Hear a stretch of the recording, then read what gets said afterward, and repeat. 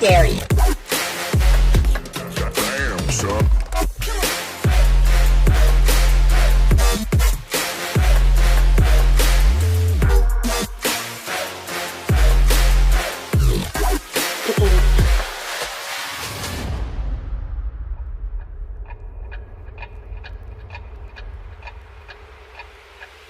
Hey guys, Snarky Priest here, and man, are we in for a treat. So after Poodles McDuty found out her husband of 1 year was cheating on her with one of her skanky man-stealing mega fans, she rushed home on the first red-eye she could get and forgave him. She let us know that she wants to work on her marriage and to lose weight so she can live a long, happy, healthy girl life. And even though her husband started the scandalous affair, it is totally Skank Bella's fault. And she further denotes that Cunt Bella is the cuntiest cunt that ever cunted in Beezer Nation, and her man would never cheat on her again. And sure, he invited her to their home. It was only to shit on her and treat her like the garbage can that she is. And it wasn't serious because he knew that she wouldn't have been able to come. And that is both figurative and literative. And I don't even think that second one was a word, but we're gonna use it, and that's that. Now, before we dive deep into the dark, dirty realms of Poodle's humiliation, if you like today's video, hit that thumbs up button and consider subscribing to my channel. Also, remember to hit that bell notification so you can be a part of all the fun fuckery and snarky good times we're going to have. Alrighty, first off, I want to thank you guys for being so fucking awesome. I know I've been away for a bit, and I also know that I'm not the most consistent creator when it comes to videos, and that's because I really do have other shit to do. But I will try to start being more consistent. But I make no promises because I'm an asshole. Alright, so we have a lot to catch up on. So grab your butts and hang on tight because in today's episode of Stupids Being Stupid, Poodles comes in hot with her middle-aged Karen voice, and based on her tone, she means business. Y'all, her smugness in this video is both irritating and hilarious. She is affirming that she is not losing weight for her man and that she would never. She also says that the camera adds weight and that her man loved and desired her when they met. And we should all know by now that she would never, not for a second, stay with a man that didn't find her attractive. And furthermore, the person he was cheating with was also fat. And so this has nothing to do with her weight. And I want to unpack that. 1, Poodles, your weight has been a topic in this marriage since the beginning. He has been wanting you to eat better, get into better shape, go to the gym, be more active. But in fine Foodie style, you dug your heels in and gained weight anyways. And not just any weight, like a lot of weight, like 50 pounds at least if we're going to go on your totally accurate scale. So no, you are not the same size you were when you met him. And maybe that extra weight is an issue. Like if I lived in La La Land and believed for a fucking second that he found your fupa balls attractive in any way, I would be fucking 5150'd. I mean, he did fat shame you to Kai Bella, and that had to have hurt. I mean, to be cheated on is one thing, but to have your husband say, and I quote, "At least I can carry you," must have been gut-wrenching. So you going on a healthy food journey the minute you get back to Kuwait is very telling. 2, ma'am, you are not fat. You need to stop that right now. You see, fat is when you are overweight, but within like a healthy size. You are a morbidly obese woman with an enlarged heart and extreme fatty liver. You can't be this stupid. You have to logically know there is a big difference between fat and being a death fat. Kai Bella being a little fat or even a lot fat is not comparable to your extreme fatness. And that is something you have to get into your tiny brain. 3, please Stop telling people that if their partners don't find them attractive due to their size, that they should leave and find someone else. That is the dumbest thing I have ever heard. While yes, you should be with someone who loves you for you and finds you attractive even in your worst moments, you shouldn't be with someone that encourages you to do bad things, unhealthy things, things that will result in your early checkout. You should find a partner that has the courage and the strength to tell you the truth, a person willing to push you to be the best you can be.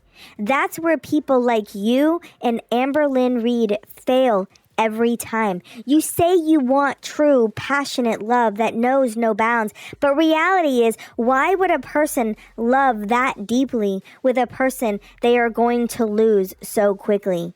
The idea of till death do you part is that you had a chance to live as a couple. You're killing yourself with food, and you think that to find a partner that values you at your size and doesn't want you to change is the key to your happiness. And all I can say is Life by Jen. Look, I know that it may be too soon for some, but reality is Jen ate herself to death. I mean, do you think that Gene wanted to bury his wife? Do you think that he wishes that he had more time with her? Do you think that for 1 minute he's gonna put himself through that again? No fucking way. I bet his life has forever changed. And while he may still like and be attracted to bigger women, I doubt he will ever be with another person her size. Facts are, soulmates and true love is hard to find in this world. And when you do find it, you hold on to it for as long as you can. You squeeze every drop of time out of your day, and you do things to make that love last longer. You encourage your other half to be the best they can be. You encourage them and push them and want them to be healthy so you can have as much time with them as possible. You will never understand that because you have never felt true love. Because real love isn't yes men that allow you to binge eat. Real love is having a partner that values your life over your immediate gratification. Now, you go on to say him cheating has nothing to do with your weight, and I agree. He couldn't care less how much you weigh or how long you live. Let's face it, he's a nasty grifter using you for something, and I'm pretty sure we all know what it is, and so do you. His messages gave us an insight as to what Sister Sally values, and it isn't fat, wet fupas. It's passport stamps and paychecks, in my opinion.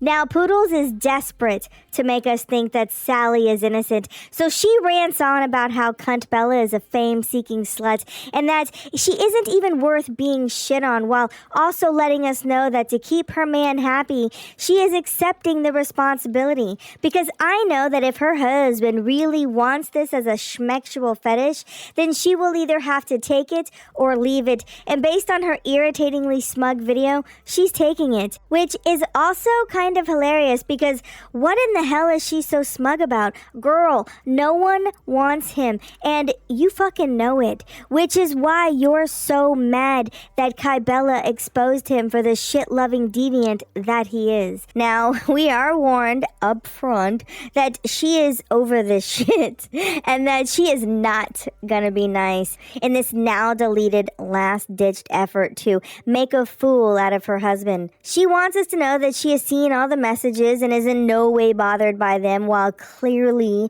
being super bothered by them. But Snarky, how can you tell she's bothered? That's a great question. I think it's the crazy I'm super bothered look she has in her eye, or the let me speak to your manager tone in her voice. It could be that Charmoody red lip that she put on, trying to hide her anger. You know what? Maybe it's all three. I don't know. But what really makes this video a 10 out of 10 would recommend, the elevator music. That smooth cafe music in the background is really making this video. I mean, nothing says back off my man than sultry house coffee jams. Look, clearly she is bothered. Who wouldn't be? Again, for me, cheating is a kind of a hard boundary, as it is for most people. However, I know for a fact I would be more upset about my husband having a scandalous online relationship than I would be if he went out with one of his buddies and had meaningless sex with a one-night stand. Now, let me just say I will not tolerate either, but I could see one being worse in my mind than the other. You know, I could almost forgive a drunken oops over a sober long-term fantasy of betrayal. You know, like what Prince Charming did. He didn't just have a drunken one-night stand that meant nothing. No, he had a long-term dialogue of deceit. He dreamed, fantasized, and coveted this other woman over and over. And to me, that is way worse. In fact, his emotional connection with Kybella was so strong, he felt comfortable enough to reveal things he wasn't even able to reveal to you. It shows a level of comfort, a bond, if you will, that is stronger than what he has with you. And that's way worse. That's emotional cheating. And sure, in your last video, you showed us pie charts and graphs of sadness that show the percentage of cheaters that go back and stay in their marriage. And I think you're really missing the point here.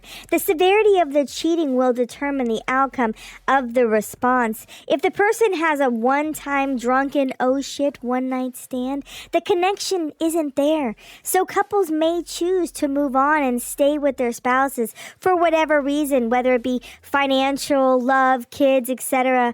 But if there's a long-term social buildup where friendship turns into cheating scenarios, then no, those people usually bounce. Example, co-workers that meet at work or a spouse's best friend. Those almost always end in divorce because the person they cheated with gave them something their spouse couldn't. And it wasn't just a heated physical act of betrayal. It was an emotionally charged mental bond cultivated over time, and that's a hard one to give up. My guess is that Sally will 100% seek out another person if he doesn't already have one. Now, this clip really stood out to me.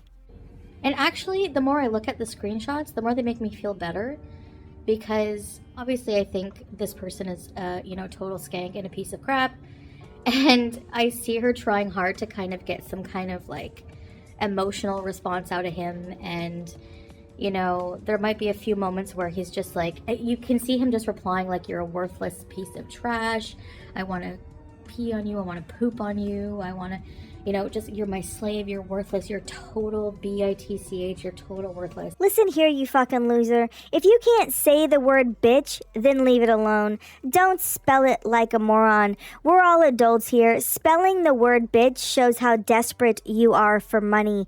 We all know that cussing gets your videos restricted, and it can affect your monetary gain. Some of us who do this for fun don't give a shit about that. While some of you cocksucking bitchs are pathetically earning 50 cents a view and spelling out your curse words. Ain't that right, frigid dum-dum? She goes on to say that he loves her, and you can really tell by the way he speaks to her. And nope, not a fucking chance. Listen, he talks to you exactly the way he needs to. If you had been a freak in the sheets, he may have talked to you the same way he talks to her. Do you see where I'm going with this? No, probably not. Okay, let me slow this down a little bit for you. He doesn't love you. He never did. He knows how to get what he wants from you. And he knows he has to be the man you want him to be. And, the if you fake love me, I'll give you the world speech is really coming to mind at this point. Look, to you, he's a loving husband, a sweet-talking yes man that delivers the food. But with her, he gets to be the shit-loving scat man that he truly is inside. The dirty degenerate that wants to lay his hairy balls on her cross necklace as he smothers her with his fuzzy ass. God, I hate my life. We always wondered what was wrong with him. Like, if you look past his woolly mammoth outside and overlook his goofy inside, he was at least a step up from Nasty Nuts. And while, yes, Sister Sally resembles the dumb-looking Kryptonian third wheel in Superman, at least he looked clean and sober, unlike that last loser you dated. But holy fucking white Christian asses, we know what's wrong with him now. He's nasty. Like, he's into nasty things. He likes doing nasty, forbidden, harami things. And no respectable woman wanted to put up with that shit. Literally.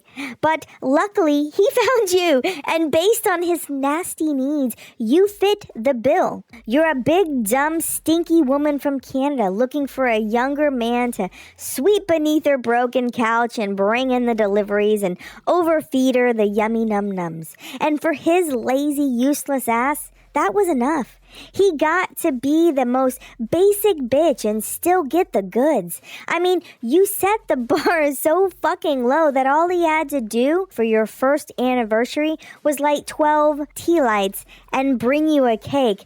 I mean, check, here's your fucking car. I can't wait to see what he does for year 2. But sadly, that all comes with a price because you, being so vanilla, didn't meet his needs. So he ventured out to get him a second girl, as it were. Which, nice choice in words, by the way. I'm curious, Sally, was it because you didn't plan on marrying Kybella and didn't want to call her a wife? Or is it because you and Poodles aren't married, so how can Kybella be a second wife when you don't have a first one? Let me know in the comments below. Guys, we are barely 3 minutes into this 11-minute video, and I already want to call in sick. Our supportive Poodle smugly said she had a choice to make and she made it, and she has nothing more to say. This tea, this drama, she will move on, and suggested that we do the same. And was the remaining 8 minutes of fun for us and about something completely different? No, they weren't. In fact, she continues on for 8 more minutes about how Kybella tweeted about stealing Sally and that he's her man and she isn't going anywhere. And guys, this is fucking ridiculous at this point. Ma'am, that is not a fucking flex. I'm gonna need you to understand that before we knew that Sally liked shit, we knew that Sally tolerated you. And that if Sally was able to tolerate you, then Sally was a nasty motherfucker. Plus, we all witnessed him curling 3-pound barbells at the gym. Coupled with his insanely goofy ass laugh, he was in fact a hard pass for 99% of us. And therefore, you flexing him to us, well, that's fucking embarrassing. Now, I skip around in this video because there was really nothing there, and I was losing the will to live. She just talks more and more about how it's Cunt Bella's fault. She did mention she will be filming alone going forward as her marriage is off the menu. Sally will also be offline for a while, and y'all 100% guarantee if Sally didn't want out of this shit show of a marriage, he will now. Poodles is literally going to have her head up his ass, breathing in his day-to-day. He will never get a single minute of away time, and that is going to kill whatever marriage plans Poodles has mapped out in her head. He is going to lose his fucking mind and will go absolutely batty. You know what, Poodles? You're right about me.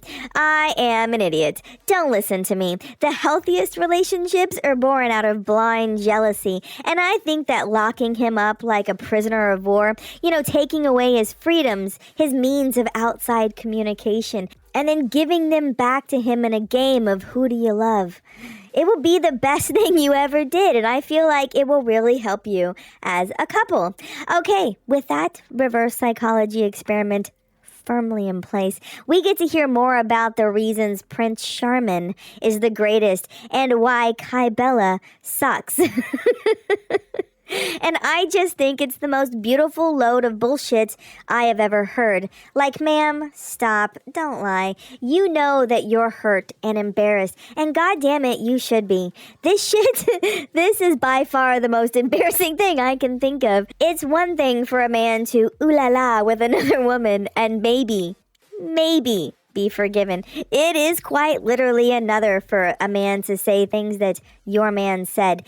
You know, this is not about the cheating at this point. Like, fuck off. I could give two shitty fucks about the cheating. I mean, God forbid you break up your happy fucking pet home for your own self-worth and dignity. What I am unable to move past, however, is the literal idea that your husband wants to shit on someone, grape someone, and choke someone to near death. And I don't know how that can be ignored. Look, regardless whether you think it's my business or not, it is. Facts are you're sharing it online for fans and haters alike to have an opinion. You can think they're dumb opinions, but girl, we see your predicament and it's grim as fuck. But hey, I guess some guys have trap queens and some guys have scat queens. And then there's you, sitting on the sidelines, watching Kybella from the couch. Alrighty, so no big shocker, Sally Skat has been very quiet. No chatting in the chats, no popping in to say hi-de-ho, nothing. Just poorly filmed side angles of Poodles looking like a weirdo in that maze video. Hey Sally, where you at? Are you off by choice or embarrassment? You know what? I think we know. Listen, you shit sniffer. Your dumbass wife has been chest deep in your shitty decisions, and you seem to be MIA. Where's our third medal kung fu black belt master at now? Are you enjoying your prison cell? Are you excited about your lonely, boring offline existence with your beautiful wife? Do let us know in the comments below. Now, since this video took me so long to fucking create, I'm gonna go over her diabetic-friendly shrimp rice bread feast for 3, and man, is it a mess.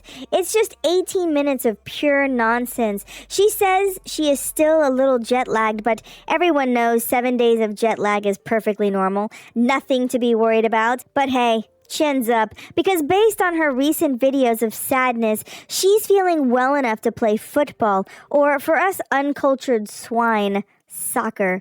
She let us know she isn't sleeping well, and yeah, that's not a shocker. I mean, seriously, who's shocked? Ma'am, you haven't been sleeping much due to depression and anxiety of Sally possibly cheating on you while you're sleeping. Hell, I wouldn't put it past him. He clearly knows how to use vanishing mode, and you do sleep with a loud-ass CPAP machine. And I still firmly stick behind my previous statements that you two may sleep in the same bed, but it is not at the same time. And with this unfortunate series of hilarities, you are way too scared to leave him alone for even 1 second. So you being sleep deprived on top of diabetes, extreme fatty liver, and an enlarged heart, you have a serious chance of dying before, during, and after a flight. She also let us know that she didn't recline her seat for the entire 12 hours. She said she doesn't like to, inconvenience the person behind her. And what the fucking fuck? Can you please repeat that? And I learned something today that if you're on long haul flight, especially if you're going to try to sleep, you have to recline. Like, I didn't recline the whole time because I'm afraid of being, just being inconsiderate.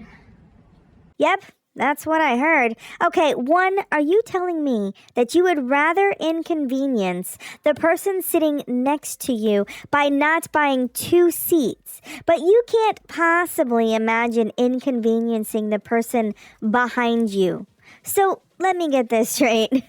You would rather have your seatmate glare into your soul for 12 hours, but you're not able to comfortably ignore the faceless victim, the unfortunate soul that had the misfortune of sitting behind you for 12 hours. Yeah, alright, that seems implausible. Like, I guess to be fair, no one sitting next to, behind, or in front of you is happy about sitting in your bubble of stench.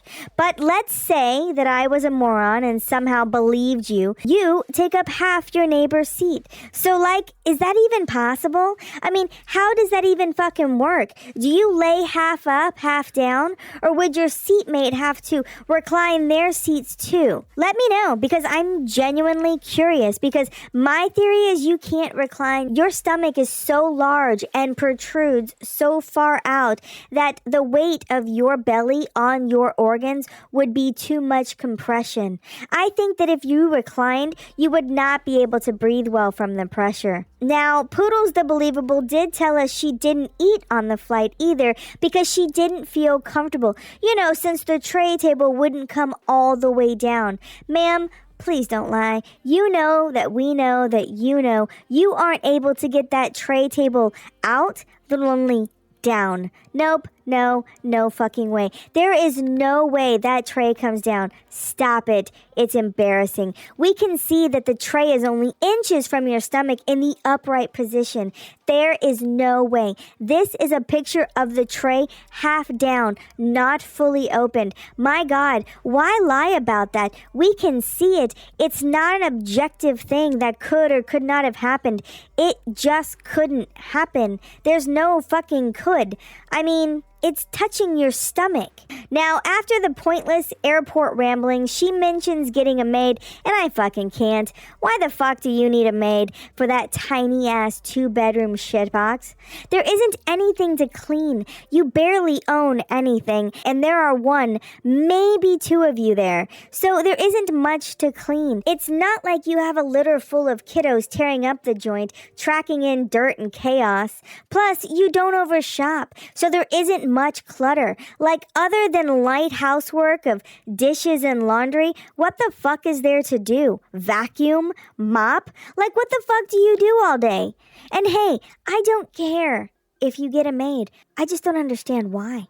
I mean, I thought you went to Kuwait to be a traditional housewife, and from what I can see, you're failing at it badly. You don't cook much, and when you do, you don't cook well. You don't clean much, and when you do, you don't do it well. You don't even decorate the home. I mean, other than letting Sally shit on you, what do you even do? So guys, I am working on reactions to her latest videos, so keep an eye out for those. I do want to take a quick minute to call out the dumb and remind them that they are in fact dumb.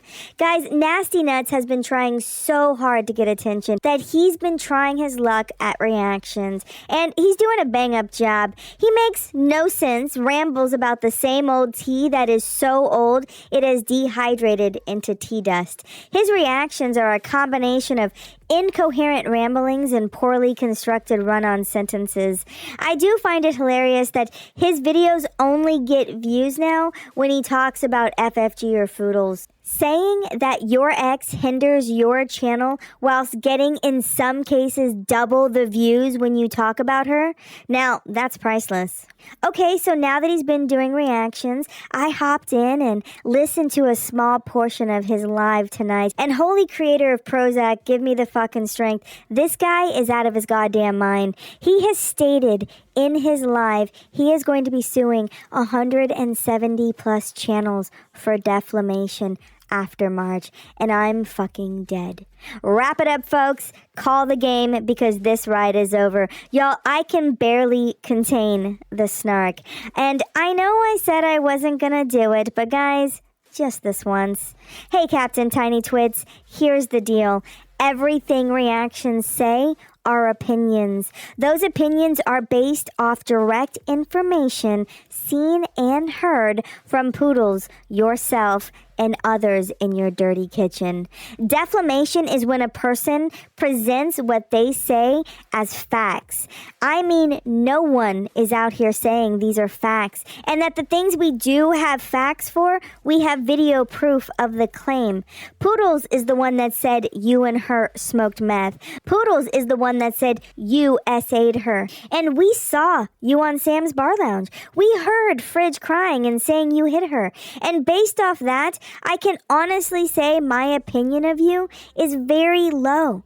In my opinion, you are abusive and controlling, and you hate strong women. That is my opinion based off all that I have seen and heard. The only people you should be suing is Poodles and Fridge.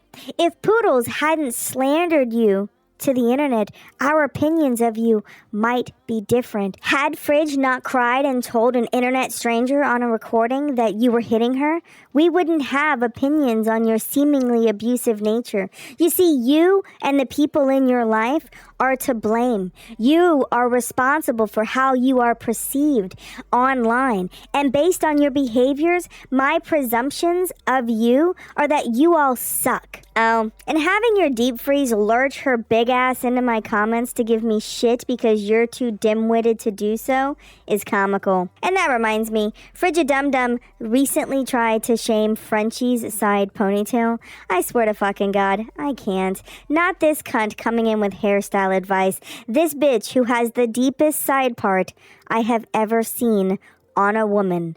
A side part that some might even call a comb over. Listen here, failing follicles. You insulting someone's hair in any way is by far the most ironic thing I have ever heard. It is so ironic, in fact, that Alanis Morissette might even write a song about it. And if I have to explain that joke, we can't be friends. So, as I mentioned, Mammy Maytag has been stalking my comments, trying and epically failing to give me shit. Hey, Mammy, if you're gonna come start shit in my comments, do better. I will not waste my time on a comment that starts with wowie. In fact, you're too fucking old to even use the word wowie, especially against someone like me. It's both rude and proof that you have a limited vocabulary. How about you take the time to write an intelligent comment, or don't. Hey, I don't care if you look like a moron in the comments, but just don't scream slander when someone calls you a dipshit. Alrighty, that's it for me. Let me know in the comments below. Now that Foodles is forgiven and grounded Sally, is she gonna drive him insane with her 24/7 prison rules? How long do you think that they can last now that this shitty scandal is public? Hey, Poodles. You got this. 24/7 round-the-clock couples bees while never letting him out of your sight. You know, I think that's going to make your marriage super strong. As always, thanks for watching. Stay snarky. Hey, Mammy Maytag, here's a shout-out just for you. Stay fucked, cunt.